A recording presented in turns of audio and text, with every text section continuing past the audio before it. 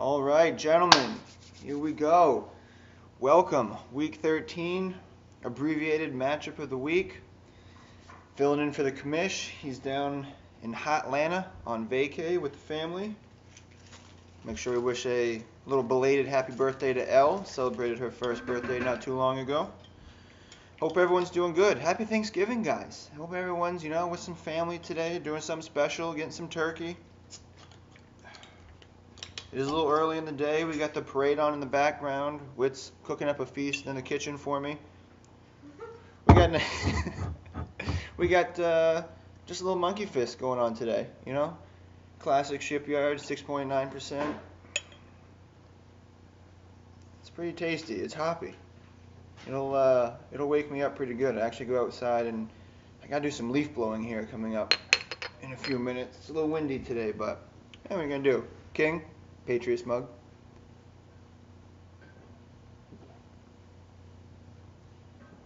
That is pretty good. I like it. All right, here we go. Basically, I just spent the last 45 minutes coming up with different scenarios, matchups, points, all that type of thing. And all I could really, or what I'm hoping happens, this is what I come up with. Basically, we're looking at Sam, Seth, Cody, Montero, and B. Nelly. Congratulations. Welcome to the playoffs.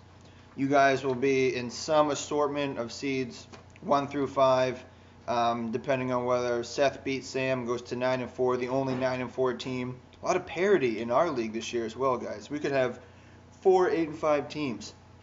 So Cody Montero, obviously one of you guys is going to be 8-5, and then B. Nelly has the potential to go to 8-5 as well.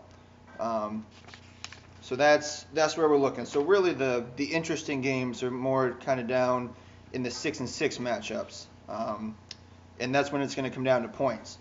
So I'm just going to quickly break down each of the games, what I think, who's going to win, and then give you my final playoff bracket. And I welcome other people to chime in over the course of the day. So let's do it. Let's start with Sam and Seth real quick. And yeah, I got some notes here. It's too much stuff. I can't remember it all. And I don't have a fancy whiteboard like Seth does. So Sam and Seth. I think Sam takes this game, which is going to push him to 8-5, drop Seth to 8-5. Does it make a huge difference? Probably not. For seeding it will. But I like Sam's running backs and his wideouts, and I just think he's gonna take that. So I won't spend a whole lot of time on that. I'm giving that one to Sam. Next matchup, we got Cody and Montero. Let me bring that up here. This one, Montero, where'd you come from this year, bud? Well done. I think I'm actually going to give Montero the check mark. I'm liking Brady against Houston more for Cody. A lot's going to depend on Moreno, the health, if he's going to play or not. Mendenhall, but then you got MJD, Zach Stacy, Andre Brown. That's questionable. LaShawn McCoy from Montero will probably do all right. I think where it comes down to for me is I really like Demaryius Thomas, Victor Cruz better than Jordy Nelson, Andre Johnson. And, we'll give Gronk the go-ahead over Vernon Davis there for the tight end spot. But I think Montero squeaks this one out. I think he does. So that's going to put Montero to 8-5 and drop Cody to 7-6. And let's see here. Next up, let's go B. Nelly and King, the big Jackowski. Let's bring him up here, B. Nelly. I believe, yes, going B. Nelly in this matchup. I think the wideouts and the running backs, clearly, there's not a whole lot to say about that. I think B. Nelly's got King there. And King just going to struggle to put up some points again. Although I thought I gave King the benefit of the doubt on somebody. Who was it? Oh, maybe the tight end. Martellus Bennett at the Vikings versus Jordan Cameron going against Jacksonville. King, maybe you got the better of the two there. Other than that, QB, Matt Ryan, man, he's really had a rough go of it this year. And then Binelli's got Dalton, the ginger assassin we like to refer to him as. He's got he does pretty pretty well. He's got A.J. Green. He should be getting more points, but he's been struggling as of late. Either way, we're going B. Nelly on this one, and that's going to put B. Nelly at 8-5, and King, there you go, bud. Not that you really had a shot anyways. I've got, as of right now, Sean King completely out of it. So that puts B. Nelly up to 8-5. King goes to 5-8. Good season, King. We'll see you at the draft next year. Bring your notes. Be ready to go. Bring your money and your booze. All right. Next, myself versus Sean. I think I've got enough firepower this week. I like Peterson as long as he's good to go, and Charles. Like those matchups, and I think I won't spend much time on myself. So I think that puts me up to 7-6. Drop Sean to 3-10, bottom of the barrel this year. Sorry, no three-peat, Sean, but what can you do?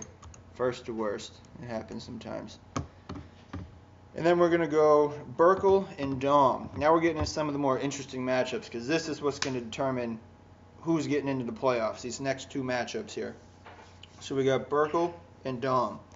I'm liking Burkle in this matchup. I think he's going to take it. Let's bring it up real quick. Obviously, he's projected to win by quite a bit. Dom doesn't have a defense in right now. Maybe he's waiting it out, going to feel out, see what the score is. But, we got luck against Breeze. Breeze is going to struggle a little bit with Seattle, Monday Night Football. At Seattle, 12th man, burn your, get your defense ready. It's going to be a good game.